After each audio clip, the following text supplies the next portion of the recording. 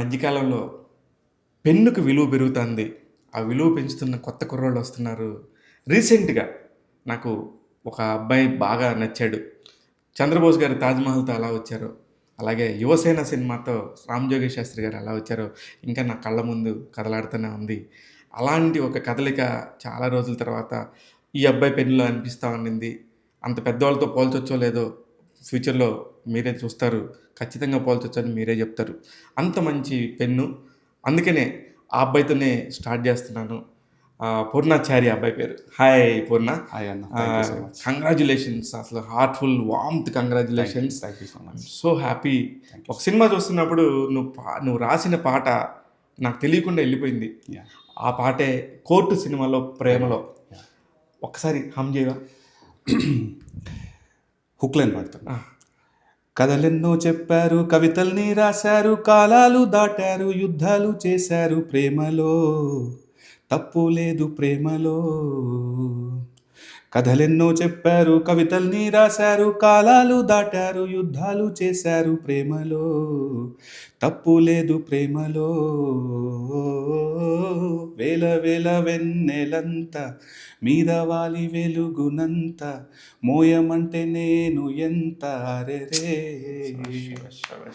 చిన్ని గుండె ఉన్నదెంత, హాయి నింపి గాలినంత, ఊదమంటే ఊపిరెంత అరెరే.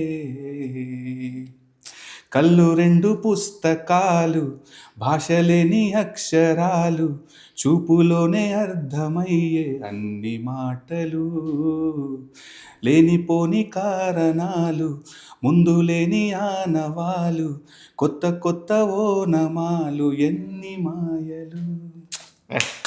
నేను ఎప్పుడు ఇట్లా ఇంటర్వ్యూలో మధ్యలో రాలేదు కానీ సో హ్యాపీ. అసలు ఎంత బాగుందో, ఎంత బాగుందో.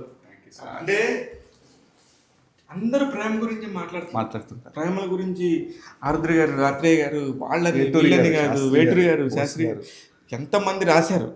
కానీ మనకు అర్థమయ్యే భాషలో, సరళంగా తెలిసిన భాషలో ఎంత అద్భుతంగా అంటే ఇప్పుడున్న పిల్లలకి ఏం కావాలి, యూత్కి ఏం కావాలని పట్టుకోవటం అనేది చాలా బ్యూటిఫుల్గా ఉంది Purna. I'm very happy. At the same time అసలు మీరు ఇండస్ట్రీకి రావడానికి ఎందుకు చామ్గా ఉన్నావు, మంచి ఆర్టిస్ట్ అయ్యే లక్షణాలు కనబడుతున్నాయి, హీరో అవ్వకుండా పెన్ ఎందుకు పట్టుకున్నావు? అంటే యాక్టర్ అనేది లేదన్న మొదటి నుండి. అయితే నాకు పోయిటరీ ఒక ఒక వయసుకు వచ్చిన తర్వాత ఇది సినిమా పాట అని మనకు ఒక ఒరవడి తెలుస్తూ ఉంటుంది. వేటూరి గారి పాటలు, శాస్త్రి గారి పాటలు, బోసన్న పాటలు అంతా విన్నుంటున్నప్పుడు ఏదో మ్యాజిక్ కనిపించేది మనకు కూడా. సరే రాద్దామా, ఏదైనా ట్రై చేద్దామా, పేరడీ రాసేవాడిని యాక్చువల్లీ.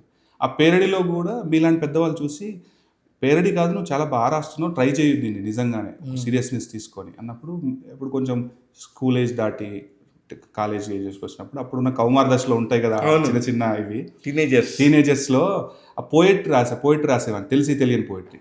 అందులో కూడా ఏదో స్పార్క్ ఉందని ఎవరో చెప్పేవాళ్ళు. అలా చెప్పినప్పుడు ఓకే మనం ట్రై చేద్దాం, నిజంగానే పాటలు రాద్దామని అప్పట్లోనే ఫ్రెండ్స్ సపోర్ట్తో చిన్న ఆల్బమ్ లాంటివి చేసి అట్లా మొదలైందనమాట జర్నీ. సో బేసికల్గా సాహిత్యం అనేది కొంచెం ఎక్కడో తెలియకుండా నా మీద ఇంప్రెషన్ ఉంది సాహిత్యం గురించి. ఎందుకు ఫ్యామిలీలో ఏమన్నా ఫ్యామిలీలో ఎవరు లేరు, ఏం లేదు. అసలు ఎక్కడి నుంచి వచ్చారు మీరు? మాది వరంగల్ జిల్లా ములుగు మండలం బండారుపల్లి అని ఒక చిన్న గ్రామం. ఇప్పుడు ములుగు మండలాన్ని డిస్టిక్ చేశారు, సమ్మక్క సారక్క డిస్టిక్ అని. ఒక చిన్న పల్లెటూరు. మా దగ్గర ఇదేంటంటే కొంచెం జానపదాలు, సాహిత్యం బాగా ఎక్కువ. ఇది చంద్రబోస్ గారు, చక్రి గారు. బోస్ అన్న మాకు 30 కిలోమీటర్లే దగ్గరే. సో బోస్ అన్న ఎఫెక్ట్ చాలా ఉండింది నా పైన. ఆయన పాటలు తెలుసో తెలియక ఇంట్రోలోనే ఆయన గురించి ఆయన్ని కానీ, మా దగ్గర కాళోజీ నారాయణరావు గారు, దాశరథి గారు వరంగల్, పోతన మత్తులు. సో ఇక్కడ మా దగ్గర ఏమంటే సాహిత్యం బాగా, అంటే పొలం పనులు చేసుకునే దగ్గర నుండి ఆ పిహెచ్డి చేసే వాళ్ళకి ఖచ్చితంగా సాహిత్యపు ఆ స్పర్శ ఉంటుంది. మేబీ అక్కడ గాలి ఆ నీళ్ళు నా పైన పడింది. నాకు ప్రత్యేకమైన ఇంట్రెస్ట్ ఉండటం వల్ల నేను నిజంగా వరంగల్ అనగానే అసలు ఈ మధ్య అయితే పర్టికులర్గా ఎంతమంది ఉన్నారు, మధురాశేఖర్ గారు, అవును, ఇప్పుడు సందీప్ రెడ్డి, తరుణ్ భాస్కర్ చాలా మంది ఉన్నారు. అంటే ఇప్పుడు కూడా నేను నిన్న మొన్న కూడా మాట్లాడాను చాలా మందితో, అరే వరంగల్ వాళ్ళు ఏందబ్బా ఇంత టాలెంట్ ఉన్నారని చెప్పి. సాహిత్యం ఉందన్న నిజంగా, అది అక్కడి గాలి ప్రభావం అది అంతే. కానీ తెలంగాణలో వెనకబడిన ఉన్నారు తెలంగాణ అంటే నేను అసలు నమ్మను. దేనికంటే అసలు ఎన్నెన్ని పుస్తకాలు, ఎన్నెన్ని అద్భుతాలు, ఎన్నెన్ని ఎమోషన్స్. మొన్న వచ్చారు ఆయన డైరెక్టరు, విరాట పర్వం డైరెక్టర్ వేణుగుల గారు. వేణుగుడుగుల గారు అక్కడే లోకల్. లోకల్. ఆయన ఆయన రాసేవి కాసల శ్యామ్ గారు, కాసర్ల శ్యాము, బాబ్బబ్బా ఎన్ని పేర్లు. కందికొండ గారు, కందికొండ ఓ చక్రి గారు, ఓ భీమ్స్, చిన్ని చిన్ని అది వీళ్ళంతా నాకు తెలిసిన వాళ్ళు, నేను ఇంటర్వ్యూ చేసిన వాళ్ళు ఇంతమంది ఉన్నారు. అవును. So happy. అంటే వరంగల్ గడ్డకి, వరంగల్ వాళ్ళ నేలకి ఆ పంచ అంటారు కదా, పంచభూతాలలో నిజంగా అందులో ఏదో ఉంది మ్యాజిక్. వాళ్ళ ఒరవడి, వాళ్ళ ప్రస్థానం నుండి నేను చిన్న దారి తీసుకున్నాను అంతే. Very good, very good. అయితే మీ అమ్మ నాన్నగారు ఏం చేస్తారు? ఇద్దరు రైతులే. Very lower middle class family. చాలా చిన్న జీవితాలు అందరివి అంతే. అదే ఆ చిన్న జీవితాల్లో బ్యూటీ ఉంటుంది. కొడుకు బాగా చదువుకోవాలి, నేను కాలేజ్లో మంచి మెరిట్ స్టూడెంట్, బాగా చదువుకోవాలి, మంచి జాబ్ చేసి కొంచెం బాగా ఉండాలి, బతకాలి మనం అనే ఇంటెన్షనే. సాధారణంగా మధ్యతరగతి అమ్మ నాన్న ఎలా ఉంటారో అలాంటి ఒక పందాన్ని వాళ్ళది. ఇది అనేది వాళ్ళకు సర్ప్రైజింగ్ ఎలిమెంట్. అదే ఎవ్వరూ లేరు మా చుట్టాల్లో కానీ, మా ఎవరు లేకుండా వస్తే ఉండే కిక్ వేరే ఉంటుంది. ఇప్పుడు హీరో నాని ఉన్నాడు. నాని అది ఎంజాయ్ చేస్తుంటాడు ఆ ఫేస్లో కానీ, ఆ ఎక్స్ప్రెషన్స్లో కానీ నేను సాధించానన్న ఫీలింగ్. ఆయన సాధిస్తూ చాలా మందికి హెల్ప్ చేయడం అది గొప్ప విషయం. ఒక దర్శకుడు ప్రశాంత్ వర్మన్ శైలేష్ కొనను, ఇప్పుడు నిన్న మొన్న మీ రామ్ జగదీష్ పట్టిన ప్రతి ఒక్కళ్ళు మేలిమి రత్నాలు లాంటి వాళ్ళు. అలాంటి వాళ్ళని పిక్ చేస్తాడు ఆయన అలా పిక్ చేయటం అనేది నాని గొప్పతనమే. అది 100%. చాలామంది టాలెంట్ ఉంటారు, డబ్బులు ఉంటాయి, చేయగలిగే కెపాసిటీ ఉంటుంది, అవును, ఎరా ఉంటుంది, అంతా ఉంటుంది. కానీ అలా పిక్ చేసుకొని ఈ కథ కరెక్ట్ అని చెప్పడం అనేది అసలు మేము సర్ప్రైజ్ అయ్యాం. ఈ కథ ముందు కంటే ఆయన ఒక 50 పైన కథలు విన్నారు. ఏది ఆయన ఎందుకు ఎగ్జైట్ చేయలేకపోయింది. ఈ సింగిల్ సిట్టింగ్లో మావాడు 2.5 గంటలు, రామ్ జగదీష్ 2.5 గంటలు నరేట్ చేశాడు. వెల్కమ్ టు వాల్ పోస్టర్స్ అన్నాడంట. అంటే సింగిల్ సిట్టింగ్. దానికి ముందు నాన్నగారికి చెప్పే ఒక 2-3 వీక్స్ ముందు నాకు నరేట్ చేశాడు. మేము ఏమైతే డిస్కస్ చేసామో అక్కడే సేమ్ డిస్కషన్ అదే అయిందంట. మావాడు వచ్చి హగ్ ఇచ్చి, అసలు బ్రో అది మనం ఏమైతే అనుకున్నాం ఆయన అదే జోన్లో ఉన్నారంటే నాకు ఎంత హ్యాపీ అనిపించిందో. అంటే లైక్ మైండెడ్ పీపుల్, అందరం కూడా హ్యాపీగా ఫ్రెండ్లీగా షేర్ చేసుకోగలిగితే ఇట్స్ గుడ్.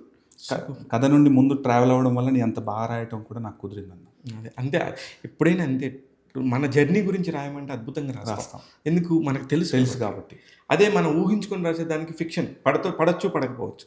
మీరు అందులో అబ్జర్వ్ చేస్తే ఇద్దరు టీనేజర్సే. ఈ అమ్మాయి మైనర్, వాడు ఒక 19 years. అంటే వాళ్ళకు తెలిసిన సాహిత్యం, వాళ్ళకు తెలిసిన మాటలే రాయాలి, అందులో చిన్న పోయిటరీ ఉండాలి. నాకు వనమల్లి గారు పాట విన్న తర్వాత మెసేజ్ పెట్టారు, ఇంత సరియలిస్టిక్గా ఇంత సరళంగా రాస్తూ కవిత్వాన్ని ఆవిష్కరించడం చాలా బాగుంది. నాకు ఎంత హై అనిపించిందో. అంటే నిజంగా రాసిన దాన్ని గొప్పతనం ఎవరో చెప్తే కానీ మనకు తెలియదు. నేనేమంటే మా డైరెక్టర్ చెప్పిన ఆ మీటర్ ఏంటి, నా క్యారెక్టర్స్ ఏంటి, వెనకాల నానిగారు లాంటి ఒక ప్రొడక్షను, ఈ పాట రాస్తే నాకు ఖచ్చితంగా నా కెరియర్కి డెఫినెట్లీ మంచి హెల్ప్ అవుతుంది. బోల్డ్ అని పాటలు రాస్తున్నాం కానీ కొన్ని తెలుస్తుంది మనకు ముందు. కొంచెం దీని ఏంటంటే ప్రత్యేకమైన శ్రద్ధ. ఇంకా ఈ పాట రాస్తున్న రోజు ఇంకో పాట రాయడానికి నేను ఆ జోన్లోనే ఉన్నా. ఆ ప్రేమ అనేది ఏదైతే నేను టీనేజ్లో మనం ఉన్నామో అక్కడికి వెళ్ళి అక్కడ ఏం జరిగితే బాగుంటుందని ఒక ఎన్ని వర్షన్స్, బోల్డ్ అని వర్షన్స్ రాశాను. రామ్ జగదీష్ పర్టికులర్గా మనకు ఇది వెళ్ళాం అని చెప్పడం వల్ల కూడా నాకు చాలా హెల్ప్ అయింది. Very nice.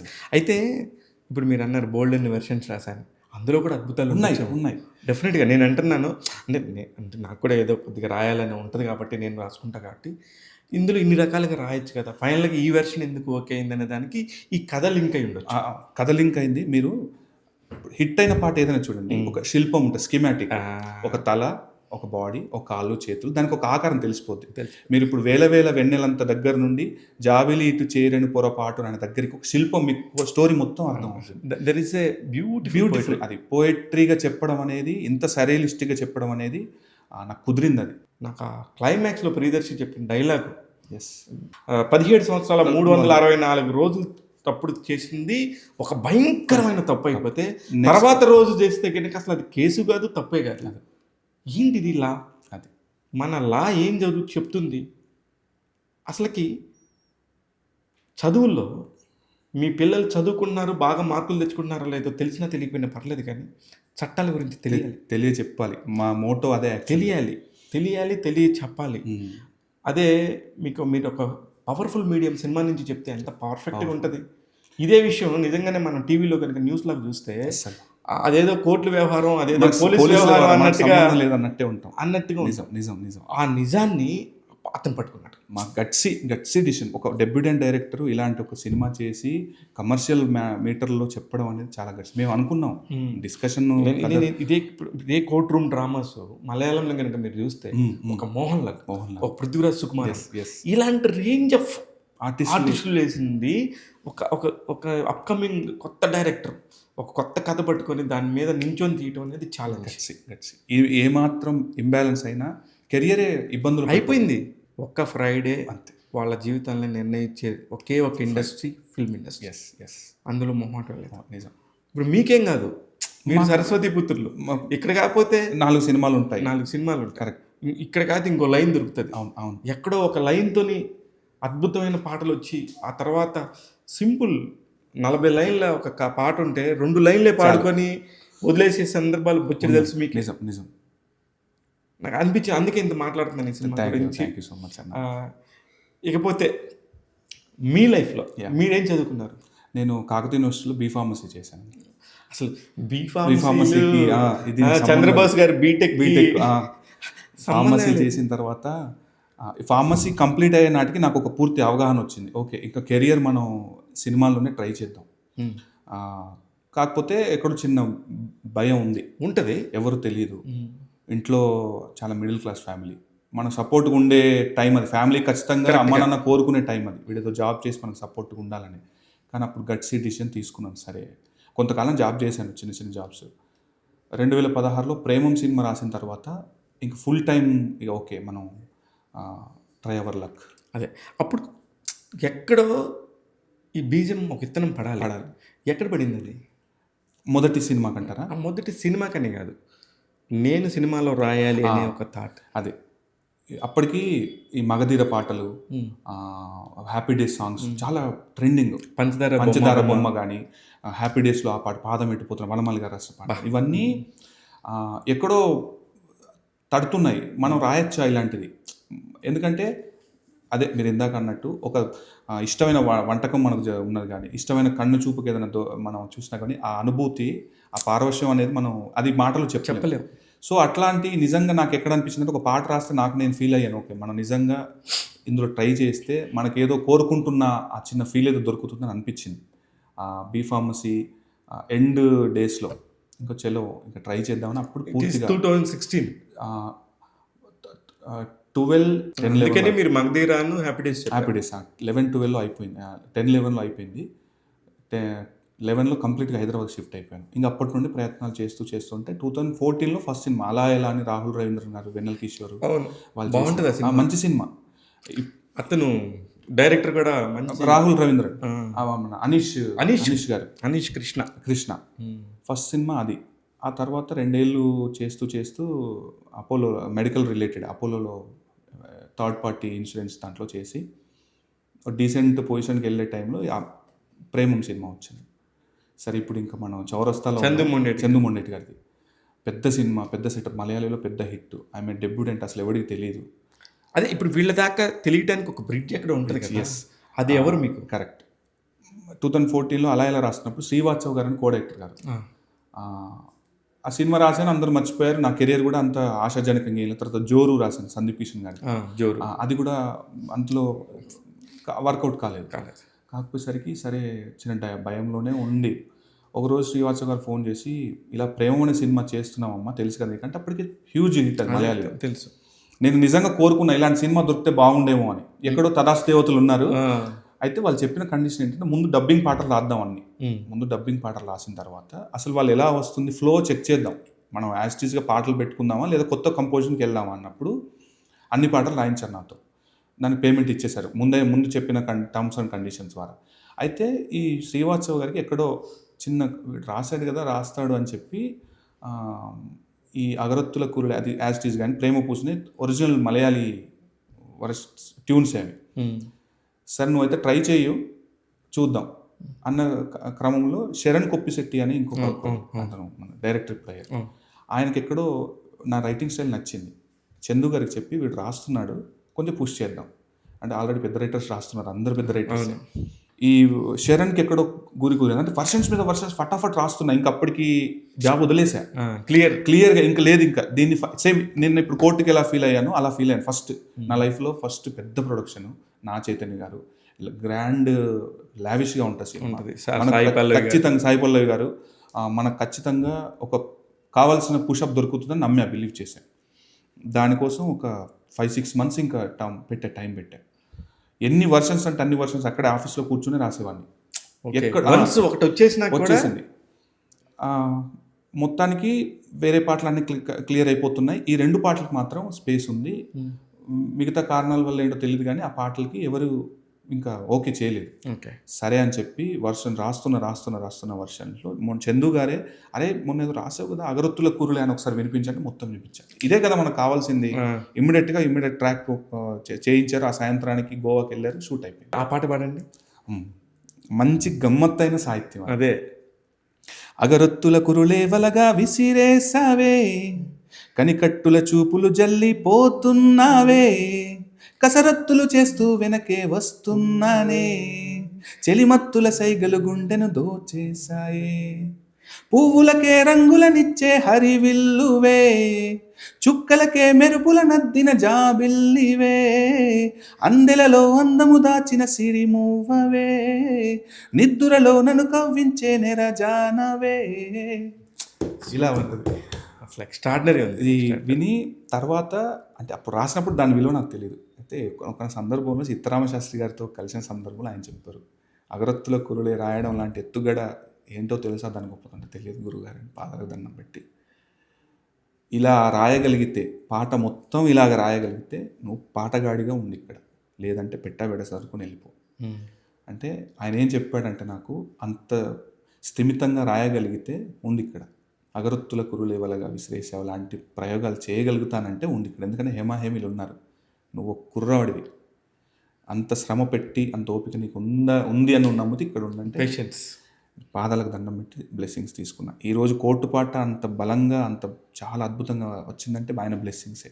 రాస్తున్నన్ని రోజులు ఆయన తలుచుకోని నిమిషం లేదు, ఆయన్ని గుర్తు చేసుకోని క్షణం లేదు. సీతారామ శాస్త్రి గారిని అలా తలుచుకుంటే అలా వచ్చేస్తుంటే నా కళ్ళ ముందు నాకు కొంచెం ఎమోషన్ అయిపోతాను. అలా నాకు కూడా గూస్ బంప్స్ వస్తున్నాయి నన్ను కూడా. అట్లా ఆయన బ్లెస్సింగ్స్ అంతే, ఆయన స్టైలే ఉంటుంది పాట అంతా చూస్తే మీరు. ఇండస్ట్రీలో అంతమంది ఉన్నారు కూడా జర్నలిస్టులుగా, నన్ను నా బిడ్డ నా శివ అంటే సీతారామ శాస్త్రి గారు ప్రేమిస్తారు. ఆయన ప్రేమ ఆయన పట్టుకునే దగ్గర చూసారా, ఆయన పాదాలు టచ్ చేసినప్పుడు కూడా ఒక తాదాత్మ్యం అంటాం మనం, అది అన్నిసార్లు దొరకదు. అది నిజం. అదే ఫీల్ అయిన వాళ్ళకి తెలిసింది. ఒక దేవుణ్ణి ముట్టుకుంటే మనకు చిన్న స్పర్శ ఎలా వస్తుందో అలా వస్తుంది. సో అట్లా అది రాసిన తర్వాత అప్పుడు టాక్ ఆఫ్ ద టౌన్ ఎవడో వచ్చాడు, రామజోగి శాస్త్రి గారు స్టేజ్ పైన చెప్పారు, పూర్ణాచార్య అని కొత్త కుర్రాడు బాగా రాశాడు అగరొత్తు. నేను భయంగానే వెళ్ళాను లోపలికి, నాకు ఎంట్రీ కూడా తెలియదు ఎలా వెళ్ళాలి, పెద్ద వర్షం ఆ రోజు. శ్రీవాత్సవ్ గారు ఆయన రైటర్ అయ్యా లోపలికి పంపించినట్టు వెళ్ళి వనమాలి గారి పక్కన కూర్చొని ఇలా ఉన్నా. అప్పుడు స్టేజ్ ఎక్కించి మాట్లాడలేదు, కానీ వాళ్ళు చెప్పడం అనేది గొప్ప మూమెంట్. నాగార్జున గారు, పెద్ద డైరెక్టర్స్, అప్పుడు నమ్మకం వచ్చిందన్న, ఓకే మనం ఉండే స్టేజ్ ఇది ఉండొచ్చు, మనం ఈ రకంగా కష్టపడితే మన అడ్రస్ దొరికింది, నాకు ఒక కేర్ ఆఫ్ క్రియేట్ అయింది. సో అక్కడ యాక్చువల్ జర్నీ స్టార్ట్ అయింది అన్న. సూపర్. అందులో ప్రేమ పూసే నోయ్ వాడిపోయే నోయ్ రెక్కలన్నీ రాలిపోయే నోయ్, అదొక ఆ టీనేజ్ బాయ్, అది శిల్పం లాగే ఉంటుంది. ఎగ్జాక్ట్లీ. ఇప్పుడు ఇదే పాటని నువ్వు 10 మంది గొప్ప వాళ్ళకి ఇవ్వచ్చు, కానీ వాళ్ళకి వాళ్ళ గొప్పతనం వాళ్ళు యాక్సెప్ట్ చేసి, చిన్నబాబు గారు కూడా ఎవరో తెలియదు, నేను ఈ లిరిక్స్ పెట్టండి అంతే. తర్వాత ఎప్పుడు కలిసినప్పుడు సార్ నేను ఎన్నే రాశాను సార్ అంటే, చాలా బాగా రాసేవయ్యా. Very nice. కానీ ఇప్పుడు ఇందాక నుంచి మనం మాట్లాడుతున్నప్పుడు నా మైండ్లో చంద్రబోస్ గారు, రామజోగి శాస్త్రి గారు, సినివెన్నెల సీతారామ శాస్త్రి గారు, సుద్దాల అశోక్ తేజ గారు, అనంత శ్రీరామ్ శ్రీమణి, భాస్కర్ భట్ల గారు, వీళ్ళు కాకుండా టక్మని ఇంకో 4 పేర్లు చెప్పండి. అంటే బీయింగ్ లిరిసిస్ట్ నాకు తెలుసు, అఫ్ కోర్స్ నేను అంటుంది కామన్. వనమాలి అనే ఒక బ్యూటిఫుల్ నేమ్, బాలాజీ గారు అనే ఒక అసలు అద్భుతమైన రైటర్. అట్లాగే ఇంకా చాలా మంది ఉన్నారు. రెహమాన్ గారు, కేకే గారు, కేకే అసలు మర్చిపోయాను. కేకే కూడా మళ్ళీ ఇప్పుడు వీళ్ళలో కేకే చేరాడు. ప్రైమ్ 2021 అలవైకుంఠపురం తర్వాత కాసర్ల శ్యామ్ వీళ్ళంతా టాప్ నాచ్, టాప్ 10లో వీళ్ళందరూ ఉన్నారు. అవును. మిగతా వాళ్ళు కూడా సాహిత్యం అద్భుతమైన సాహిత్యం రాశారు. కానీ వాళ్ళకి ఎందుకని ఆ నేమ్స్ వినపడలేదు. ఇప్పుడు ఇందాక మీరు చెప్పిన హ్యాపీ డేస్లో పాదం ఎట్టిపోతున్న అసలు అంటే ఇప్పుడు ఇన్ని అప్రిషియేషన్స్ వచ్చినా కూడా నాకు వనమాలి గారు పంపించిన మెసేజ్ నాకు ఎక్కడో హై ఇచ్చింది. ఎందుకంటే ఆ సెన్సిబిలిటీస్కి ఇష్టం. అలాంటి రైటింగ్ ఆయన మాత్రమే రాయగలుగుతారు. అంటే ఇందులో కాంపిటీషన్ ఉంటుంది అంటారా? నా లెక్క ప్రకారం అంటే నేను ఎవరిని ఇక్కడ విమర్శించట్లేదు, అలాగని ఎవరిని ప్రైజ్ చేయట్లేదు. What is happening? మీ పాటలు హిట్ అయినా కూడా వాళ్ళు ఎందుకు మనుషుల్లో కనపడరు? ఇంకా రోబోలో పాట అసలు ఇనుములో హృదయం మొలిచెనే గొప్ప ప్రయోగం. ఇనుములో హృదయం మొలిచెనే మామూలు. అసలు నీకు పాట అంతా విను. కొంతమందివి 2 లైన్లు పాడుకున్న తర్వాత ఆ 2 లైన్లోనే ఉంటాం. కరెక్ట్. కానీ ఇట్లాంటి ఒక పాట, అలాగే పంచదార బొమ్మలని ఆ పాట మొత్తం కూడా పాడుకుంటే ఎంత బ్యూటిఫుల్గా ఉంటుంది. కానీ నాకు వనమాలి గారు ఎందుకో వెనకబడిపోయారేమో అనిపించింది. అది అంటే పర్టికులర్ రీజన్ అని ఇది అని చెప్పలేమన్నా. అంటే మీ అవగాహనకి ఇప్పుడు యాజ్ ఏ రైటర్ కాబట్టి మీరు ఇప్పుడు ఆ టాప్ మ్యాచ్ 10లో సీట్ సంపాదించడానికి ఖర్చు వేశారు కాబట్టి డెఫినెట్గా నేను అడగచ్చు మిమ్మల్ని. ఇప్పుడు నా వరకు నేను చెప్తాను. నాకు ఎలా ఉందంటే, చెప్పండి. బోల్డ్ అంతమంది టాలెంటెడ్ ఉంటారు. నేను రోజు తిరిగే కృష్ణానగర్, ఇంద్రనగర్లో కూడా అద్భుతంగా పాటలు రాసే వాళ్ళు ఉన్నారు. అయితే అవకాశం పట్టుకునే ప్రాసెస్ ఒకటి ఉంటుందన్న. అదే మనకు ఒక సేయింగ్ ఉంటుంది, ట్రస్ట్ ద ప్రాసెస్ అని. Trust the process. ఆ ప్రాసెస్ అనే ఏంటి? నీకు అవకాశం రావాలంటే ముందు ఏంటి? నువ్వు పాట అద్భుతంగా రాస్తున్నావు, ఓకే, కానీ నువ్వు వెతకాలి కదా. నువ్వు అవకాశం అనే దానికోసం నువ్వు ఒక థండర్ లాగా ప్రయత్నం చేయాలి కదా. అంటే అప్పుడు నీకు పరిచయాలు కావాలి. ఇప్పుడు మీరే అన్నారు, నీకు ఎన్ని రాసావు పిఆర్ ఎందుకు నువ్వు తెలియట్లేదు అంటే, ఇంత చేస్తూ నేను ఏమనుకుంటున్నాను, నేను బాగానే చేస్తున్నా కదా, నేను ఎవరికి తెలియకపోవడం ఏంటని నేను అనుకుంటున్నాను. అంటే నేను అంత మేరకు చేయట్లేదు. నా పాటని నన్ను నేను ప్రమోట్ చేసుకునే పని నేను చేయట్లేదు. ఇంకా అది చేయాలి తప్పనిసరిగా. ఈ రోజుల్లో చేయాలి. ఈ రోజుల్లో లేదు, మీ దగ్గర టాలెంట్ ఎంత ఉందో ఆ టాలెంట్కి సమానంగా మీరు పిఆర్ మెయింటైన్ చేయాలి. అది ఒక తప్పులాగానో ఒకప్పుడు చూసేవాళ్ళు, ఇప్పుడు అది తప్పు కాదు. ఇప్పుడు నన్ను నా ఛానల్ని నేను ప్రమోట్ చేయకపోతే ఎవరు చేస్తారు? అంతే. ఇప్పుడు నా ఈ పాట వచ్చిందంటే నన్ను నేను ప్రమోట్ చేసుకోవాలంటే నా పాట నా పెట్టుబడి. ఇంకో 4 పాటలు రావాలి, నేను ఇంకో 10 ఏళ్ళు ఇండస్ట్రీలో ఉండాలని బలంగా నమ్మితే నన్ను నేను ఎట్లా ప్రమోట్ చేసుకోవాలి? బ్రాండింగ్ నన్ను నేను చేసుకోవాలి. సో ఒక్కొక్కరితో పందా అన్న. ఇంతకాలం నేను కొంచెం సప్రెసివ్ మోడ్లోనే ఉండేవాడిని. కానీ మీలాంటి పెద్దవాళ్ళు చెప్పిన మాట ఏంటంటే, నీకు నువ్వు బాగానే రాస్తున్నావు, అంత బాగానే ఉంది, కానీ నువ్వు లాంగ్ టర్మ్ సస్టైన్ కావాలంటే కొన్ని ప్రయత్నం చేయాలి, అవకాశాలు వెతుక్కోవాలి. కొన్ని నిన్ను వెతుక్కుంటూ వస్తాయి. క్యుములేటివ్గా 2 కలిస్తే సక్సెస్ అనేది జరుగుతున్న. ఇప్పుడు టాప్ నాచ్లో మనం డిస్కస్ చేసిన ఆ 10 మంది కూడా అదే ప్రయత్నం చేసిన వాళ్ళు. ఇళయరాజు గారు 90sలో తోపు. ఇళయరాజు గారు అంటే అసలు ఆయన మించిన మ్యూజిక్ అది లేదు. కానీ ఆయన ప్రతి శనివారము శుక్రవారము చెన్నైలో ఉన్న అన్ని ఆఫీసులకి అంబాసిడర్ కార్లు పంపించేవారంట, డ్రైవర్లు ఇచ్చి. ఎందుకు అంటే, నేను రాజాగారి ఆఫీస్ నుండి వచ్చాను, నేను పని ఉంటే చెప్పండి. నన్ను ఎంత కదిలిచ్చింది అన్న మాట అది. రాజాగారికి అవసరమా పోర్ట్ఫోలియో? రాజాగారికి అవసరమా? ప్రతి ఒక్కరు ఆయన పాటలు కార్లు 2 ఇచ్చి 2 డ్రైవర్లు పంపించి రాజాగారి ఆఫీస్ నుండి వచ్చాను, ఏమైనా వర్క్స్ ఉంటే అనుకోమన్నారు. ఆయన మేరునగం అలాంటి చేసినప్పుడు నాలాంటి అర్భకుడు చేయడంలో తప్పే ఉందని. సో అప్రోచ్ అనేది కంపల్సరీ కావాలి. ఒక బాలాజీ గారు పాపం ఎంత బాగా సూపర్ రైటర్, నాకు వెరీ క్లోజ్. ఆయన అయితే ఎంత బాగా రాస్తాడో. ఆయన ఏమయ్యా మమ్మల్ని ప్రమోట్ చేయరు మీరు అంటే నాకు. ఇప్పుడు బాలాజీ గారికి గురించే మాట్లాడదాం. ఆయన కూడా అంతే, రాస్తున్నాం కదా చారి గారు, వస్తుందిలేండి అంటే, గురుగారు అలా కాదండి, మనం చేసుకోవాలి ప్రమోషన్ అంటే, చేద్దాంలేండి మెల్లిగా, మన పాట రాసింది. నాకు వెరీ క్లోజ్ బాలాజీ గారు. అదే చెప్తున్నా, ఆయన ఎప్పుడు చెప్తాడు, సార్ మళ్ళీ పలానా దానిలో వస్తుంది చూడండి అంటాడు. ఎంత మంచి పాటలు ఉన్నాయి, హిట్ సాంగ్స్ అండి. సిటీ మార్లో సోగ్గాడే చిన్న ఆయన కానీ, బంగారు రాజులో కానీ.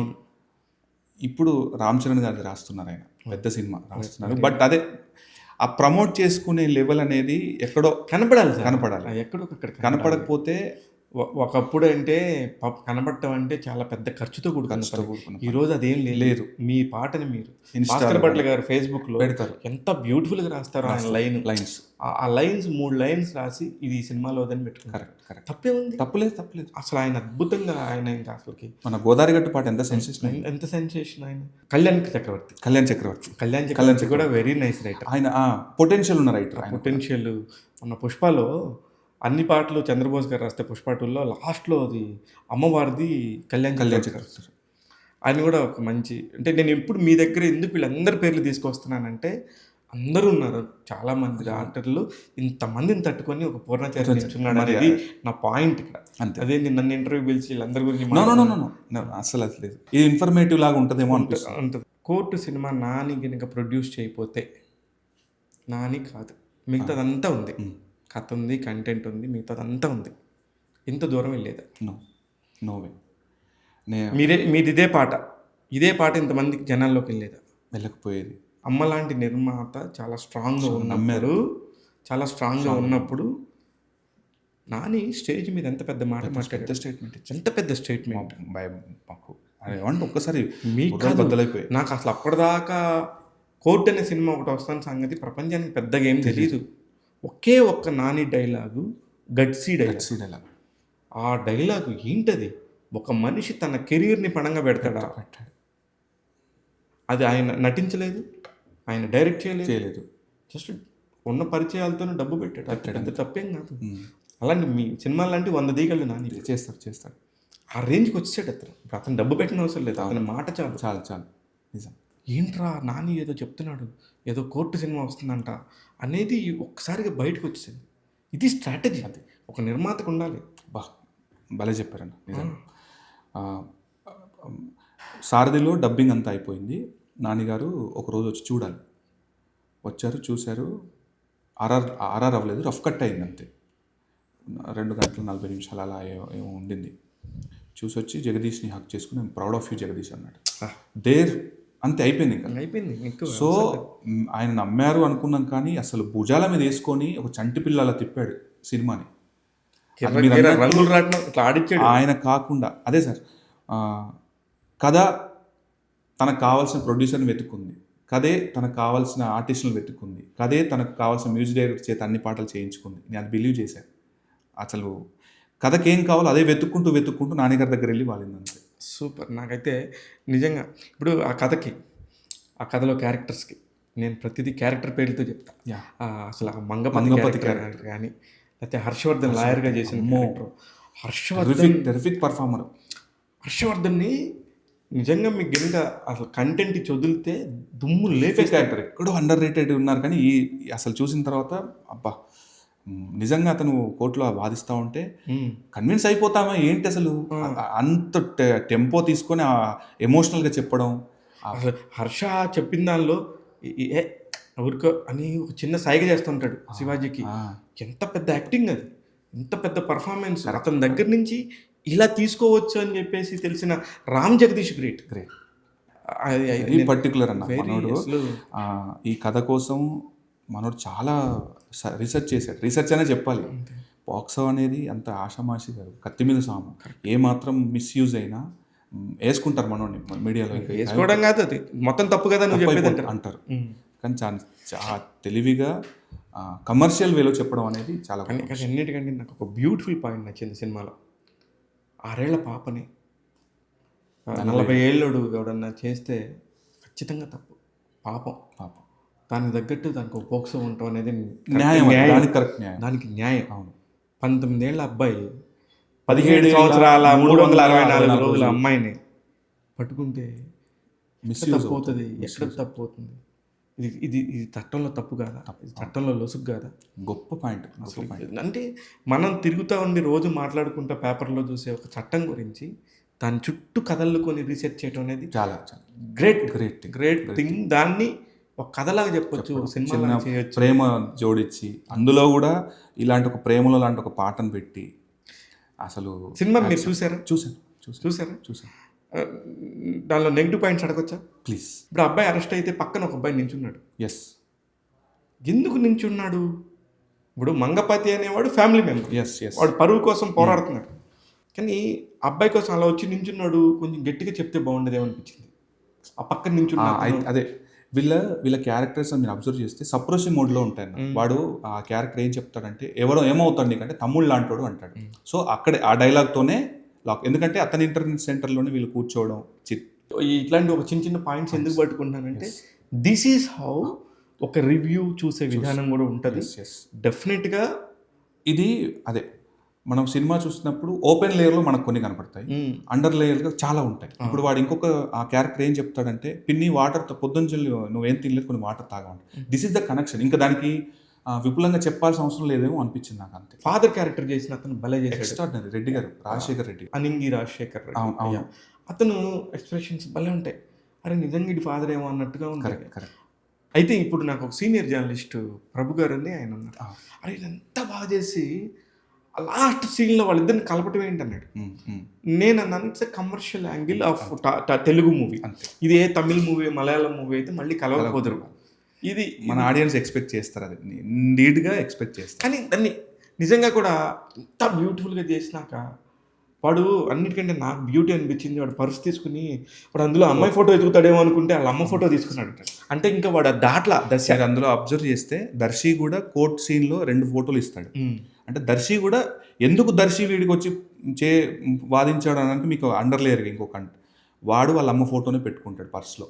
సార్ అందులో సీతారత్నం గారి ఫోటో లేదండి, మా అమ్మ ఫోటో, ఒకటి చందు వాళ్ళ అమ్మ ఫోటో. అంటే ఈ ఇంటర్ కరెక్షన్ అనేది మీరు అబ్జర్వ్ చేయొచ్చు అక్కడ. ఎందుకు దర్శి వచ్చి పర్సనల్ తీసుకొని వాదించాడు అంటే ఈజ్ ఏ కైండ్ ఆఫ్ గై. ఎవడైతే చందు లాంటి క్యారెక్టర్ ఉన్నాడో వాడు కూడా అలాంటి ఒక క్యారెక్టర్, అమ్మను ప్రేమించే ఒక నార్మల్ గై. ప్రియదర్శి వాళ్ళ మదర్ శ్రీవాణి త్రిపుర, శ్రీవాణి గారు కూడా ఉన్న ఒక 2 సీన్ అయినా మంచి ఇంపాక్ట్ ఉన్న సీన్. అది నాకు అన్నిటికంటే శివాజీ, ప్రియదర్శి గారు, హర్షవర్ధన్ది, రోహిణి గారి డైలాగ్స్, రోహిణి గారిది ఒకటే ఒక స్లాప్, ఒక కోట్ సీన్ అంతే. అంటే వీళ్ళందరూ కూడా ఆ క్యారెక్టర్ కోసమే ఉన్నారా? నిజంగా టైలర్ మేడ్ క్యారెక్టర్స్ అందరికీ అలాగ అనిపించింది.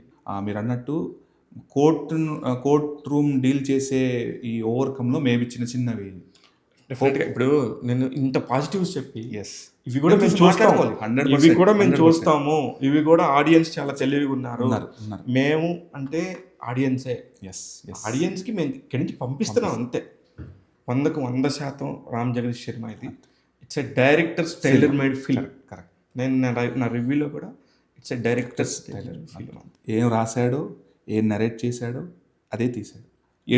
రైటింగ్లోనే ఎడిట్ చేసి ఇంకా ఇంతకు మంచి తీయలేము.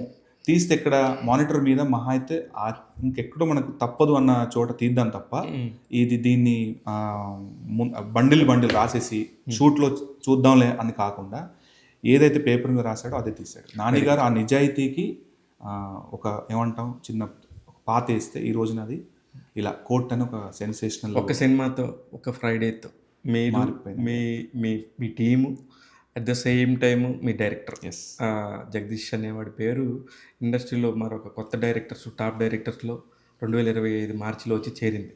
అన్న అదైతే చాలా స్ట్రాంగ్గా చెప్పేస్తాం.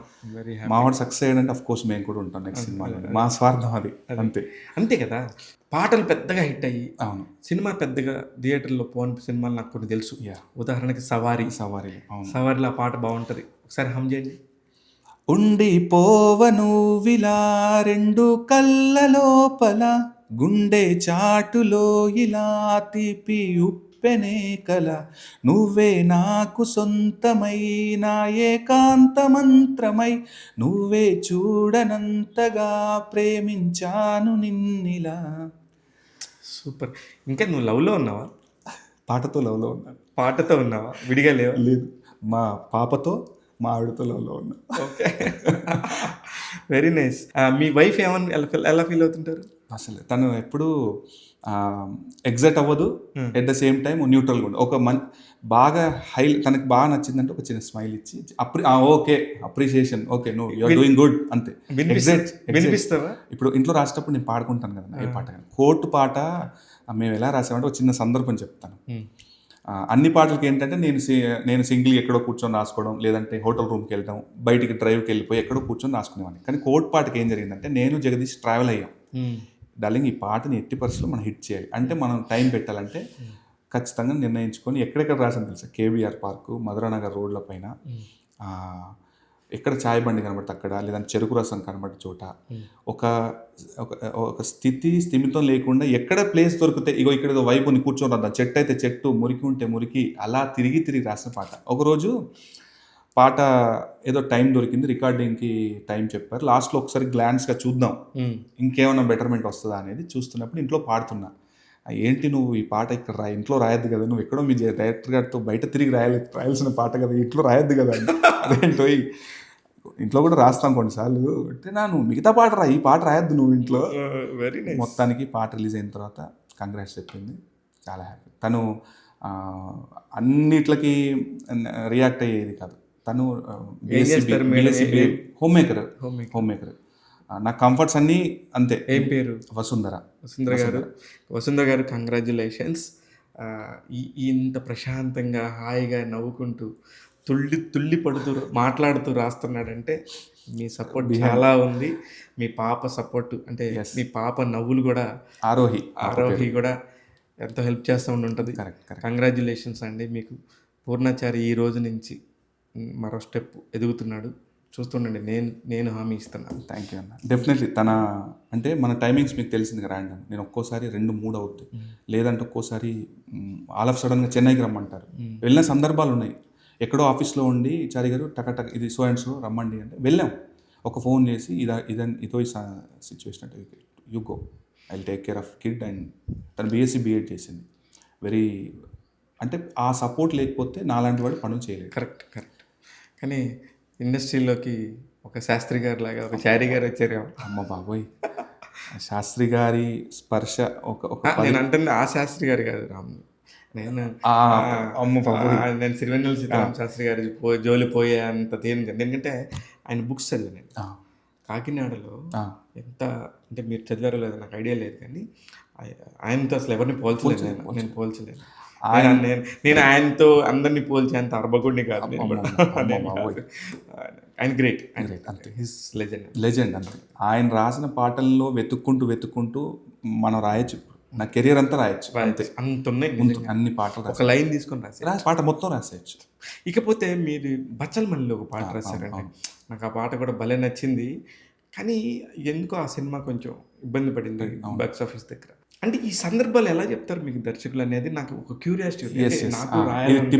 టిపికల్ ఇప్పుడు లవ్ పాట అనుకోండి, దానికి ఒక స్ట్రక్చర్ ముందే ఉంటుంది. వాళ్ళు మొదటిసారి చూసుకుంటారు, ఇలా వాళ్ళు అమ్మాయి అబ్బాయి లవ్లో పడ్డామా, అబ్బాయి అమ్మాయి లవ్లో పడ్డామా, ఇది కామన్ ఫార్మాట్.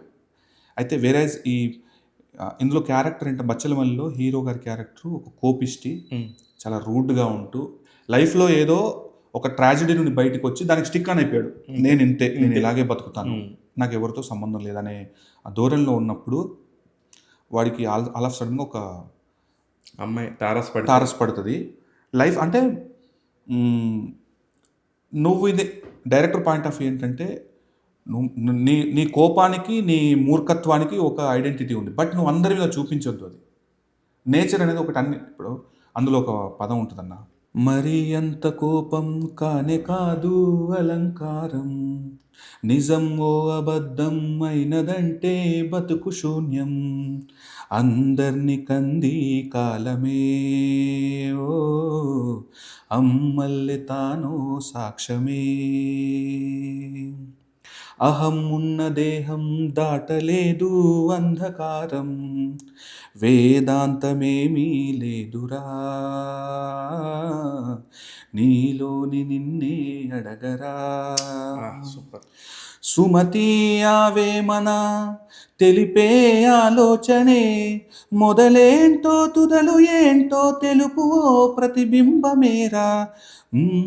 ఇలా వెళ్తూ నడకే మానేసి రవి నడినెత్తిన ఉంటే తిరిగే భూగోళం ఒక పెనుజ్వాలే కాదా, సంద్రం తన వేగంతో తీరం దాటిందో యుగమే అంతం అయ్యే క్షణమే అది కాదా, బదులే తేగలమా మరి ప్రళయం ఓ ప్రశ్నయిందో. అని రాసేవాడిని. అబ్బా అబ్బా అబ్బా, నిజంగా సూర్యుడు నన్నెత్తిన ఆగిపోతే ఇది ప్రకృతి. ఆ, సూర్యుడు తిరగడం మానేసిన, సముద్రం సముద్రం తన తీరాన్ని దాటినా, దాటేసిన. ప్రకృతి బదులు తీస్తా మా ప్రళయం ఓ ప్రశ్నలాగా వస్తాయి. ఇదే క్యారెక్టర్. నీకు అందరికీ ఉన్నాయి కోపాలు, ఈర్ష్యలు, ద్వేషాలు, మూర్ఖత్వాలు అందరికీ ఉన్నాయి. అది మీటర్ దాటి బయటికి వస్తే ప్రపంచం, సమాజంలో నువ్వు బతకలేవు. కరెక్ట్ ఇది సినిమా కథ అని చెప్పిన లైన్స్. లైన్ అద్భుతం. డైరెక్టర్ గారు నాకు క్షుణ్ణంగా, సుబ్బు గారు ఆయన ఏం కావాలనుకున్నారో నాకు స్టోరీ మొత్తం నెరేట్ చేసి, అది కూడా ఒక లాంగ్ జర్నీ. అంటే ఇలాంటి పాట రాయాలంటే డైరెక్టర్ గారి మస్తిష్కంలో ఏదో మాత్రం జరగాలి.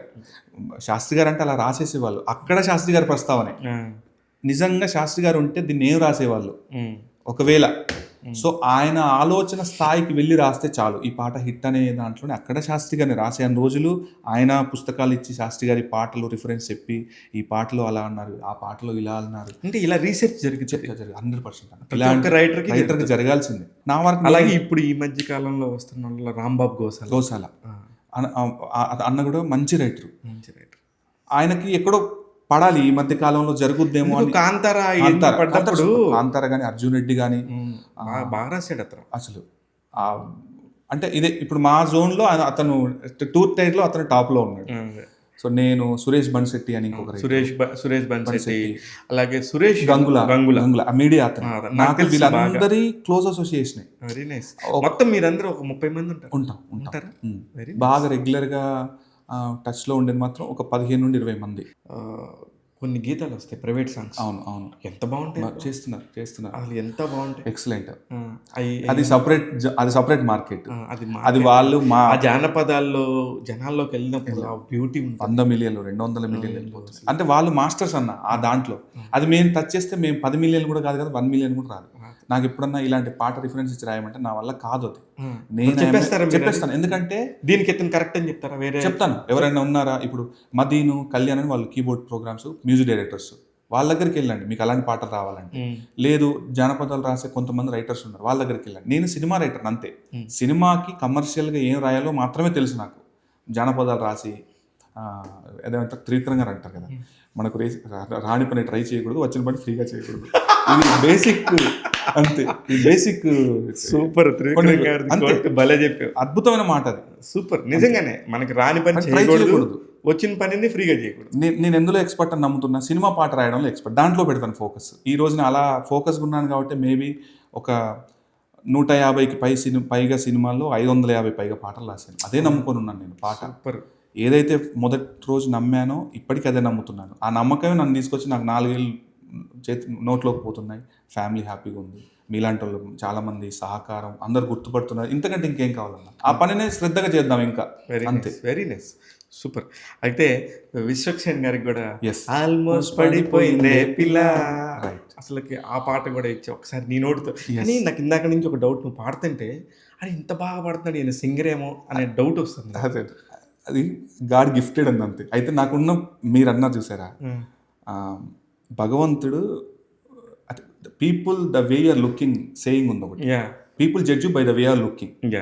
ఇది నమ్ముతాను. అంటే నీ అటైర్, నీ అపియరెన్స్ బాగుండాలి ఫస్ట్. ఒకరి దగ్గరికి వెళ్ళినప్పుడు, నేను మీ దగ్గరికి వస్తున్నప్పుడు నేను నన్ను సెల్ఫ్ ప్రిపేర్ చేసుకొని వస్తా, మైండ్లో ఉన్న మాటలతో సహా. కొంచెం శివ దగ్గరికి వెళ్తాను కాబట్టి ఏంటి మనం ఎలా అప్రోచ్ అవ్వాలి, ఇది ఫస్ట్ టార్గెట్. నెక్స్ట్ నేను స్కిల్ఫుల్గా అక్కడ ఉంటే నేను ఎలా అంబియన్స్ని మంచిగా ఉంచగలుగుతా. ఇది ఒక ఎక్సర్సైజ్ అన్నమాట. చాలా సీక్రెట్ ఇప్పుడే చెప్తాను. ఇది సూపర్ ఎక్సర్సైజ్. ఏంటంటే face is the index of the mind. Exactly. నా దగ్గర ఏమున్నా లేకపోయినా నీట్గా ఉన్నదాన్ని నీట్గా వేసుకోవటం అనేది వీడి తెగ స్టైల్ కొడతాడు అనుకుంటారు, కానీ నో అలా అన్నవాళ్ళు చాలా రోజుల తర్వాత నాకు బాసు నువ్వే కరెక్ట్ అని చెప్పిన వాళ్ళు చాలా మంది ఉన్నారు. మన దగ్గర 5 టీ-షర్ట్లు ఉన్నాయి. ఎంత నీట్గా మెయింటైన్ చేస్తున్నాం. ప్రజెన్స్ ఎలా ఉంది, మన వాక్ ఎలా ఉంది, మన ఆహార్యం ఎలా ఉంది, ఇది మన face expression.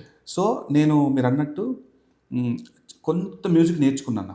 Very light music నేర్చుకున్నా. అయితే నేను రాసిన పాట ప్రజెంట్ చేయాలంటే నా గాత్రం ఖచ్చితంగా గాత్రశుద్ధి ఉండాలని నమ్మాను నేను బాగా. ఇది ఎప్పటి నుంచి చేశారు? ఇది గత 10 ఏళ్ళుగా జరుగుతుంది. కానీ నాకు మీరు పాడుతుంటే నాకు అనిపిస్తుంది, ఒకవేళ మీరు ఏమన్నా పాటలు పాడారా అంతకు ముందు అని అడగాలని నా నెక్స్ట్ క్వశ్చన్ లేదు. నా మైండ్ ప్రిపేర్ చేసుకుంది. పాటలు ఏం పాడలేదు. అదే నేను చెప్పే కదా, అది నా టాస్క్ కాదు. I'm here to only right lyrics అంతే. ఓకే. ఒకవేళ అవకాశం వచ్చినా సరే నెవర్ ఇంకా చేయను. ఇంకా నేను పాటలు రాస్తాను. అంటే నీకు ఎందులో రసం ఉందో తెలిసిపోయింది అంతే. నాకు పాట చాలా మంచి లైఫ్ ఇస్తుంది, చాలా హ్యాపీగా ఉన్నా, మంచి పాటలు రాస్తాను, గొప్ప పాటలు రాసి ఏదో రోజున అంతే ఫుల్ స్టాప్. ఆ రోజు వరకు ఇంకా వేరే పని చేయడం కానీ ఆర్టిస్ట్గా వేరే అడిగారు, ఆలోచన కానీ ఆర్టిస్ట్ కూడా అడిగారు. ఆర్టిస్ట్గా నేను ఇందాకనే చెప్పా కదా, ఆర్టిస్ట్ అడిగితే కూడా సున్నితంగా వద్దు కానీ చేయొచ్చు కదా అన్న, చూద్దామన్నారు. కెమెరా ముందుకు వచ్చిందా మీరు నమ్మరు, మనం కలిసి 4-5 సార్లు అంతే, అంతే. హాయ్ హలో అంతే, అంతే. బాయ్, పేరేమో పూర్ణాచారి, ఓల్డ్ స్టైల్ ఉంది. ఎవరన్నా ఎక్కడన్నా నాకు చాలా సందర్భాలు జరిగినాయి. ఇప్పుడు కొత్త ఆఫీస్ నుండి ఎవరో మేనేజరో ఎగ్జిక్యూటివ్ ప్రొడ్యూసర్ ఫోన్ చేసి డైరెక్టర్ గారికి పలానా పూర్ణాచారి గారు వస్తానంటే అక్కడికి వెళ్ళగానే సార్ పూర్ణాచారి అంటే అదేంటండి పూర్ణాచారి అంటే ఒక 40,000-50,000 వ్యక్తి వస్తాడు అనుకున్నాను, మీరేంటి ఎంగ ఉన్నారంటే అమ్మ నాన్న పెట్టిన పేరు సరిగ్గా తీసేస్తా, సరే ఉండనివ్వండి. When they come to know ఇన్ని పాటలు రాసాను సర్ప్రైజ్ అవుతారు. నాకు ఆ ఎలిమెంట్ చాలా బాగుంటుంది అన్న, అంటే ఇమ్మీడియట్ నాకు ఇన్స్టెంట్ ఎనర్జీ దొరుకుతుంది. ఇప్పుడు పూర్ణాచారి సరే ఒక మిడ్ ఆఫ్ 30sలో ఉన్నాడు, రేపు ఒక 60 ఏళ్ళు వచ్చిన తర్వాత అప్పుడు ఆ పేరుకి సార్థకత కూరుతుందేమో అని అనిపిస్తుంది. పూర్ణాచారి గారు అంటే నిజంగా అప్పటికి కొన్ని 100 పాటలు రాసి ఉంటాం. నేను అంటే అనిపిస్తుంది అలా. ఫస్ట్ రెకమెండేషన్ ఎంత? ఫస్ట్ జో అలా ఎలా రాసినప్పుడు 5,000 అన్న, ఫస్ట్ 5,000 ఫస్ట్. అప్పట్లో 5,000 రూపాయలు తీసుకున్నారంటే పెద్ద విషయం. భీమ్స్ గారు నన్ను ఫస్ట్ నమ్మి ఇంట్రడ్యూస్ చేసింది భీమ్స్ గారు. అలా ఎలాలో అందులో మంచి లైన్స్ ఉంటాయి అన్న. 2 ఓషో అని ఒక పాట రాశాను. సారవంతం అయ్యే నిన్ను తాకిన నేల, భారమంతా తీరే నిన్ను చూసిన వేళ అని రాశారు. భీమ్స్ గారికి నచ్చి ఇమీడియట్గా ఎస్ వీడిలో విషయం ఉంది, పాటలో ఇలాంటి చమక్కులు ఒక 2-3 చోట్ల పడితే చాలు వీడు రాయగలుగుతాడని నమ్మిన మొదటి వ్యక్తి ఆయన. అక్కడ నుండి స్టార్ట్ అయ్యి ఇప్పుడు మ్యాట్ 2 మాస్ జాతర, మధ్యలో ఏంజిల్ అని రాశాను, స్లమ్ డాగ్ హస్బెండ్ అని రాశాను. భీమ్స్ గారికి చాలా హిట్స్ ఉన్నాయి ఆయన కాంబినేషన్లో. కానీ నాకు అసలు మ్యాడ్ టీమ్ని తలుచుకుంటే నాకు హై వస్తుంది. ఎనర్జీ పీపుల్ అంతా ఎనర్జీ. అసలు కళ్యాణ్ శంకర్ అంటే నీకు అసలు ఏదో భలే కలోకియాలుగా ఉంటుంది ఆయనతో. అసలు ఎంత బాగుంటుంది, ఏం టెన్షన్ లేదు. ఇలా వస్తాడు హీరో, ఇది సిచ్యువేషను, నువ్వు కొడతావు నా వేసేసి అయిపోయింది. ఎంత ఎనర్జీ అన్నారు, ఎనర్జీ. ఇలా కూర్చోబెట్టి వస్తాడు అని అంటే అయిపోయింది. మనం రాయలేము. సింపుల్ చేస్తాడు, అంతే సింపుల్ చేస్తాడు. ఆ సిచ్యువేషన్కి ఒక అతన్ని ఎలా మేనేజ్ చేయాలో కళ్యాణ్ శంకర్కి తెలిసిన మాస్టర్. గవర్నమెంట్ స్కూల్ చదివి వచ్చామన్నా, మనకేంటంటే మ్యాడ్లో ఉన్న అందరి క్యారెక్టర్స్ ఆయనే నిజంగా కలియుగ. అయితే మ్యాడ్లో రాయాల్సి ఉండే అన్న, అప్పుడు వర్కౌట్ కాల, ఆ రాసిన పాట సెట్ అవ్వకను లేదా మొత్తానికి ఏదో జరిగి, కానీ ఆయనకు మైండ్లో ఉంది. అంత కష్టపడి మీతో ట్రావెల్ చేసి పాట రాయించుకొని డబ్బులు ఇచ్చి ఆ పాట పెట్టకపోతే మీకు ఎలా ఉంటుంది? బాధే కదన్నా. దానికి ఒక వ్యాలిడ్ టైం పెడతాం. ఈ పాట ఏదో చేస్తుందని మిగతా పాటలు కూడా షఫిల్ చేస్తాం కొన్నిసార్లు, నమ్ముతాం కదా.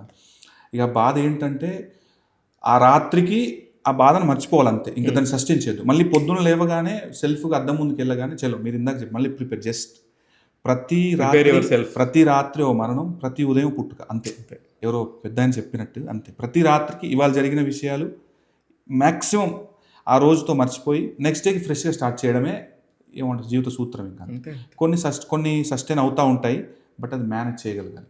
కొన్ని విషయాలు మనం ఎంత మర్చిపోదామన్నా అవ్వదు మేబీ. కానీ అలా జడ్జి చేసి నాకు ఇప్పుడు ఈ సందర్భంగా అనంత శ్రీరామ్ గారు రాసిన గీత గోవిందంలో పాట మీకు గుర్తుందా? ఇంకేం కావాలి, ఇంకేం కావాలని, ఏందా ఈ పాట, ఏంది ఈ పాట, సరే ముందు ఇది రిలీజ్ చేయండి అని చెప్పేసి రిలీజ్ చేస్తే ఆ పాట 100 మిలియన్లు దాటింది అట్లా. అంతే. అది అందరికి సర్ప్రైజ్ అని అంటే జడ్జ్ చేయలేమన్న పాట. మీరు ఎలా తూకం వేస్తాను చెప్పండి. మామూలుగా మీరు ఎలా తూకం వేస్తారు? రేషియో. ఇప్పుడు నేను ఏంటంటే ఇప్పుడు ఒక పదం రాస్తే ఇది ఎంతవరకు రేషియో మనం చెప్పగలుగుతాం అందులో. అంటే ఇప్పుడు నాట్ ఓన్లీ లిరిక్స్ కదా, ట్యూన్ కావాలి, గాత్రం కావాలి, దానికి కరెక్ట్గా సరిపోయే యాక్టర్స్ పర్ఫార్మెన్స్ కావాలి, ఆ సన్నివేశం కరెక్ట్గా ఉందా లేదా, ఫిట్ ఇన్ని ఉన్నాయి. నా పరిధిలో ఉంటే ఏంటి లిరిక్స్, నేను ఎంతవరకు నాదొక 25%, మొత్తం ఓవరాల్గా నాదొక పాటలో 25% అంటే ఈ 25కి నేను 25 చేస్తే చాలు, ఓకే అంతే. ఇది నేను నమ్ముతాను. అలా నమ్మిన ప్రతి పాట, ఇప్పుడు మీరు చెప్పిన పాటలన్నీ సినిమా రిజల్ట్ అనేది పక్కన పెడితే ఎక్కువ హిట్ రేషియో పాటలే ఉన్నాయి. జనాలకు తెలియకపోవడం వల్ల సినిమా హిట్ అవుతే కొంచెం ఎక్కువ ప్రాపగాండా ఉంటుంది. ఇప్పుడు అది ఎగ్జాక్ట్గా కోర్టు సినిమాకి సంబంధించి ఇందాక మీరు ఆల్మోస్ట్ పడిపోయింది పిల్ల పాట రాసిన తర్వాత వీడు కమర్షియల్గా రాయగలుగుతాడనే ఒక కొత్త యాంగిల్ అందులో చాలా కలర్ఫుల్గా ఉంటుంది పాట. అందులో చరణాల్లో నీ చుట్టే తిరుగుతూ కరుగుతూ ఇప్పుడు మరి నా టైము చేతికే దొరకట్లేదే, రోజొక్క సీజను ఏదో ఓ రీజను చెప్పేస్తూ కప్పేస్తున్నానే నువ్వుంటే రాజును నువ్వే ఆక్సిజను నో అంటే నో మోరు నేనే కలోకియల్గా నువ్వే రాజును నువ్వే ఆక్సిజను రోజొక్క రీజను ఏదో సీజను నా చేతికి టైం దొరకట్లేదు వాచ్ పెట్టుకుంటాం కాబట్టి ఇలా మెటఫరిస్టిక్గా చెప్తూ ఒక కమర్షియల్ టచ్ ఇద్దామని అది 100 మిలియన్ల పాట. సో అప్పుడు బిగ్ బ్లో నాకు కూడా సినిమా కూడా డీసెంట్గా మార్కెట్లో సౌండ్ చేసింది. అప్పటి నుండి అంటే కొద్దిగా పెద్ద హీరోలకు చేస్తే సౌండ్ చేస్తుంది, అంతే నోన్ హీరోలకు చేస్తే అదే అడ్వాంటేజ్. హైయెస్ట్ రెమ్యునరేషన్ ఎంత పడకొచ్చా? ఇప్పుడు రీసెంట్గా అయితే ఇప్పుడు రాస్తున్న సినిమాలకి 1 lakh ప్లస్ అలా ఆ జోన్లో ఉందండి. ఇప్పుడు కోర్ట్ సినిమాలో కూడా క్లైమాక్స్లో ఒక సన్నివేశాన్ని అంతా ఎక్స్ప్లెయిన్ చేస్తూ ఒక చిన్న ఫిలాసఫీ చెప్పే ప్రయత్నం చేసామన్నమాట. శివాజీ వాళ్ళ కాలుతో తంతాడు, కేసు వెనక్కి వాపస్ తీసుకుని. అక్కడ ఏం చెప్పాలి అంటే టీనేజరు తప్పు చేశాడు, అది సమాజం దృష్టిలో తప్పు అనబడుతుంది, వాడికి తప్పు కాదు, అది వాడికి తెలియదు యాక్చువల్లీ తప్ప ఒప్ప అని చెప్పే బ్యారియర్ ఏం లేదు. ఇటు చూస్తేనేమో ప్రియదర్శి నేను తప్పు చేశాను అనే బాధలో ఉన్నాడు, మోసం చేశాను అంటున్నాడు లిటరల్లీ, మోసపోయాను. అటు చూస్తేనేమో తల్లిదండ్రులు, ఇటు హీరో తల్లి, అబ్బాయి తల్లిదండ్రులు, అమ్మాయి తల్లి, అందరూ ఒక డిఫరెంట్ సిచ్యువేషన్లో అవన్నీ చెప్తూ ఆవిష్కరించాలనేది టార్గెట్. అందులో చిట్టి గువ్వ అని స్టార్ట్ అవుతుంది. చిట్టి గువ్వ బాధ వస్తే తట్టుకోవే అనేది ఓపెనింగ్ సాకిలాగా.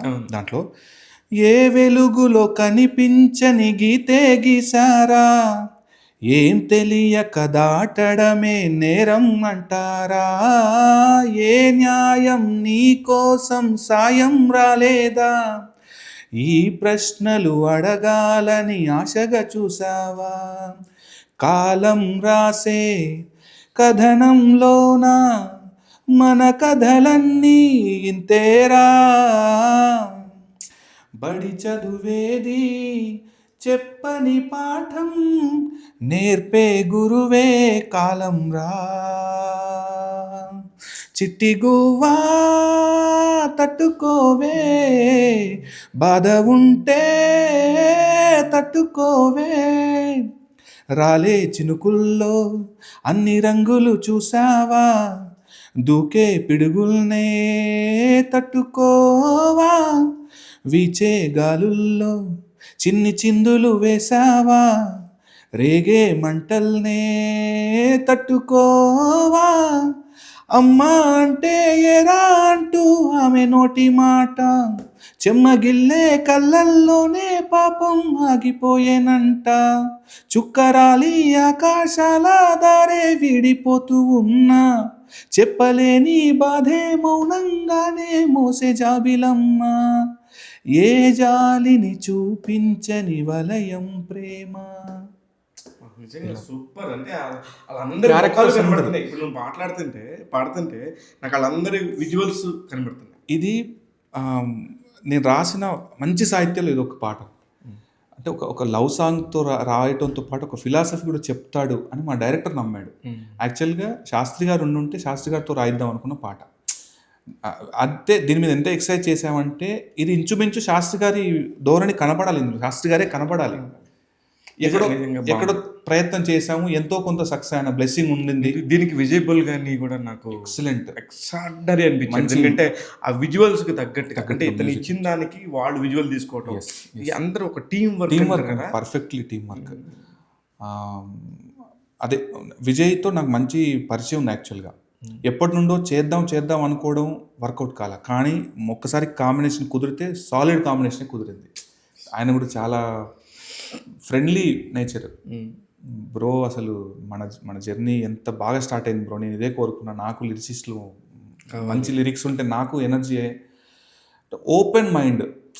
ఇప్పుడు నా లైక్ మైండెడ్ పీపుల్ అంతా కలిస్తే ఒక చోటు చేరితే కోర్టు అలా ఒక సెన్సేషనల్ బ్లాక్ బస్టర్ లాగా అయితే నాకు తెలిసి ఇది ఒక 50 కోట్ల పైనే అవుతే సంతోషం. 100% అవుతుంది. సూపర్ అయితే 100% అవుతుంది. ఆ రోజున 50 కోట్ల పోస్ట్ వేసిన రోజున మీరు నాకు ఫోన్ చేసి చెప్పాలి అంతే అన్న, మీరు మామూలుగా జడ్జిమెంట్ డెఫినెట్లీ చెప్పండి. Touch wood. అలాగే సప్తసాగరాలు దాటి దాని గురించి కూడా, ఇది సప్తసాగరాలు అయితే నిజంగా ఆ జోన్లో ఆ టైంలో ఒక చిన్న రెవల్యూషన్ అన్నది. ఎందుకంటే సినిమా చాలా మందికి కనెక్ట్ అయింది. ప్రేమలో పడనివాడు ఓడిపోనివాడు ఎవడు ఉండడు. ప్రేమలో పడ్డారు, ఓడిపోయాడు వాడు. అందరికి రిలేట్ అయిన సినిమా.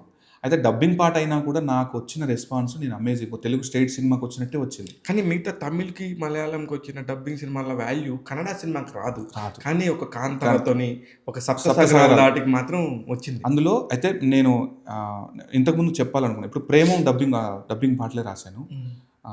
ఆ తర్వాత సోలో అనే ఒక దుల్కర్ సల్మాన్ది అతడే అని తెలుగులో. అందులో సీతా కళ్యాణ వైభోగం అనే పాట ఉంటుంది. అది పెద్ద హిట్. పెద్ద హిట్.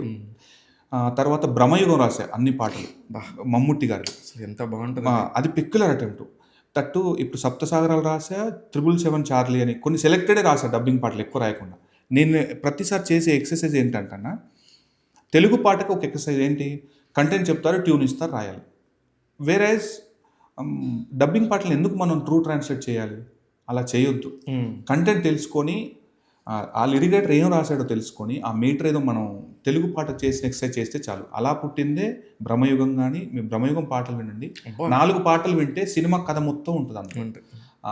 అసలు అలాంటి ఒక బ్యూటిఫుల్ ఎక్స్పీరియన్స్. వేరేజ్ సప్తసాగరాల్లో కూడా అందులో ఒక పదం ఉంటుందన్న, కాగితాల పడవల్లో కాలాన్ని దాటుదాం. వాళ్ళు ఇద్దరు అదే, కాగితం పడవలో కాలం దాటడం అనేది ఉండదు. మిత్. ఆ మిత్తుని ఎంత కలవకెళ్ళి చెప్పానంటే, నాకు ప్రొడక్షన్ నుండి ఫోన్ వచ్చి కన్నడలో ఎంత పెద్ద హిట్ అయిందో అంత నిజంగా అంత గొప్పగా రాశారు అంటే ధన్యూస్ మీ అనుకున్నా. నిజంగా ప్రతి పాటకి ఇదే ఎక్సైట్మెంట్. డబ్బింగ్ పాట వచ్చిందంటే దాన్ని తేలిగ్గా చూసేది ఏం లేదు. సేమ్ వర్క్, పాట పేరు వచ్చేది నా పేరే వస్తుంది. దీన్ని మనం ఎలా బెస్ట్ చేయగలుగుతాం? సో తెలుగు స్ట్రైట్ సినిమా పాట రాస్తే ఏం రాస్తామో అదే రాస్తాను అక్కడ. ట్రూ ట్రాన్స్లేట్ ఎప్పుడు చేయలేదు ఇప్పటిదాకా. ఇక్కడ నుంచి నాకు తెలిసి పాటలు పూర్ణాచార్యని పైన కాకుండా సెంటర్లో రావాలి ఈ సినిమా తర్వాత. నువ్వు రాస్తావు, నువ్వు అక్కడ పడింది సినిమా పేరు, నువ్వు చూడు. థ్యాంక్ యూ సో మచ్ అన్న. ఈ సందర్భంగా నేను మిమ్మల్ని అడగాలనుకుంటున్నాను. ఇప్పుడు మీరు ఇంత సెటప్ చేశారు, you're a senior most journalist. నేను మిమ్మల్ని చాలా కాలం అబ్జర్వ్ చేస్తున్నా. ఇదంతా పెట్టారు ఇప్పుడు టాక్ షోలు. అఫ్కోర్స్ అల్టిమేట్గా మీ టార్గెట్ కానీ మీ ఎయిమ్స్ కానీ ఏమైనా ఉన్నాయా? నాకు తెలిసి సినిమా ఇండస్ట్రీకి వచ్చేవాళ్ళు ఎవరైనా నాకు తెలిసి ముఖం మీద రంగు పడితే ఒకలాగా, ముఖం మీద రంగు కాకుండా 24 క్రాఫ్ట్లు ఎక్కడన్నా దాక్కుని ఉంటే ఇంకోలాగా. అందరి టార్గెట్ ఐదర్ ఆర్టిస్ట్ లేకపోతే డైరెక్షన్. ఈ రెండిట్లో ఉంటుంది. వీటన్నిటికీ ఒకళ్ళు ఏంటంటే డైరెక్ట్గా దానిలోకి వెళ్ళిపోతారు. కొంచెం సెటిల్మెంట్ లేని వాళ్ళు, మిడిల్ క్లాస్ నుంచి వచ్చేవాళ్ళు, నాలాంటి వాళ్ళు చిన్నగా ఒక్కొక్క ఇటుక పేర్చుకుంటూ ఎవరికి కనబడకుండా వాళ్ళ కళల్ని కంటూనే ఉంటారు. ఆ కళల్ని నెరవేర్చుకునే దారిలో అందరికీ ఒక్కొక్కళ్ళకి రామ్ గోపాల్ వర్మ గారి లాగా ఫస్ట్ ట్రయల్ తగులుతుంది, కొంతమందికి లాంగ్లో తగులుతుంది, నాలాంటి వాళ్ళకి తగులుతుంది. కానీ ఇప్పుడు నా దగ్గర ఒక 3 జతల బట్టలతో వచ్చి 14 ఏళ్ళు ఒక పెద్ద సంస్థలో పనిచేసి జర్నలిస్ట్గానే ఉన్నాను. ఇప్పుడు ఈ జర్నీలో ఒక 15 మంది టీంని పెట్టుకొని వర్క్ చేసుకుంటున్నాను. ఒక్కడిగా వచ్చినోడిని నేను చేసుకున్నాను అంటే నేను అనుకున్న టార్గెట్కి నేను గట్టిగా అనుకుంటే భగవంతుడు నాకు అది ఇస్తాడని అనుకుంటున్నాను. డెఫినెట్లీ అండి. సో మీరు going to direction soon. I wish you all the success అండి. ఆ రోజు కూడా మీతో కలిసి పనిచేయాలి నేను. మీరు టాప్ పొజిషన్లో ఉంటారు, నేను కూడా నాకు గట్ ఫీలింగ్ ఉంది. I wish you all the success. Sir thank you. అంటే నీతో పంచుకోవాలనిపించింది అన్న. Thank you. నాకు అడగాలనిపించింది. లైక్ మీరు ప్రీవియస్ టాక్ షోస్ కూడా చూసినప్పుడు అంటే ఒక ఇంటెన్షన్ తెలుస్తుంది. అంత అంటే క్వశ్చన్స్ అడిగే విధానం కానీ మీరు తీసుకునే విధానం కానీ కొంచెం పెక్యులర్గా అనిపించింది నాకు. So I wanted to ask you. Thank you. అంటే ఏం లేదు, ఇక్కడ మనం అక్కడ సీట్లో కూర్చోబెట్టి మనం ఏదో క్వశ్చన్స్ అడుగుతుంటే వాళ్ళు ఏదో తప్పు చేసిన వాళ్ళు నేనేదో దాన్ని క్వశ్చన్ చేయడానికి కాదు, ఈ జర్నీ చెప్పాలనిపిస్తుంది నాకు. ఆ బ్యూటిఫుల్ ఎమోషన్స్ ఉంటాయి, ఆ ఎమోషన్స్ని క్యాచ్ చేయాలి. నాకు కూడా బాగా నచ్చింది ఇవాళ. యాక్చువల్గా వేరే ఇంటర్వ్యూస్ అంటే ముందే వాళ్ళు ఒక పేపర్ మీద రాసుకొని క్వశ్చన్స్, ఆర్టిఫిషియల్గా వెళ్తే అక్కడ ఏదో సెటిల్డ్గా కూర్చొని పెట్టుకొని ఇదంతా లేదు. ఇక్కడ చిన్న టాక్ షో అంటే జస్ట్ క్యాజువల్ ర్యాండమ్ టాక్ లాగే ఉంది. ఏం లేదు, మీ ఇంట్లో వాళ్ళు చూసినా నిజంగానే కదరా ఇది భలే ఉంది అనుకోవాలి. మీ జర్నీ చెప్పాలి, ఎక్కడి నుంచి వచ్చారో తెలియాలి. ఊరికి వచ్చి ఇలా కూర్చోలేమ, దీని వెనకాల చాలా కష్టం ఉందని తెలియాలి, ఎక్కడో ఒక బ్రేక్ త్రూ ఉంటుంది అది చెప్పాలి. నాకు ఇవన్నీ ఉంటాయి. అంటే యాజ్ ఏ ఆడియన్ పాయింట్లో నేను ఇవన్నీ ఎంజాయ్ చేస్తాను. అవన్నీ నా దగ్గరికి వచ్చిన వాళ్ళు కానీ ఆ కంఫర్టబిలిటీ ఇస్తాను.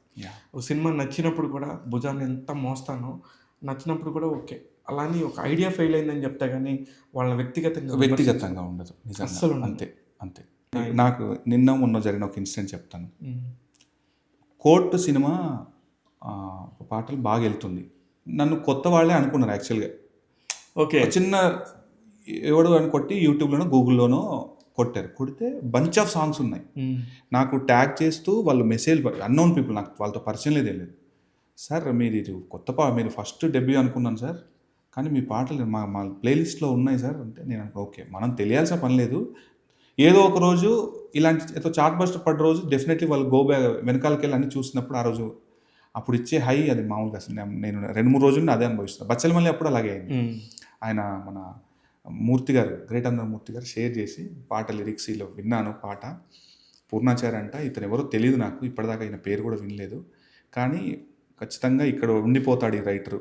దాని తర్వాత ఇమీడియట్గా నేను ఫోన్ చేసి సార్ ఇలా మాట్లాడుతున్నాను నేను పూర్ణాచారి అని అంటే, చెప్పండి చారి గారు అంటే, సరే ఇలా నేను ప్రీవియస్ ఏం రాశారు మీరు అంటే పంపించాను. అన్ని హిట్ పాటలేనే కదా, ఎందుకు మనం అండర్డాగ్ ఉన్నావు ఇంకా అంటే, తెలియదు సార్ నాకు, అంతే పని చేసుకుంటూ వెళ్తున్నా అంటే, wish you all the success, నువ్వు అవుతావు.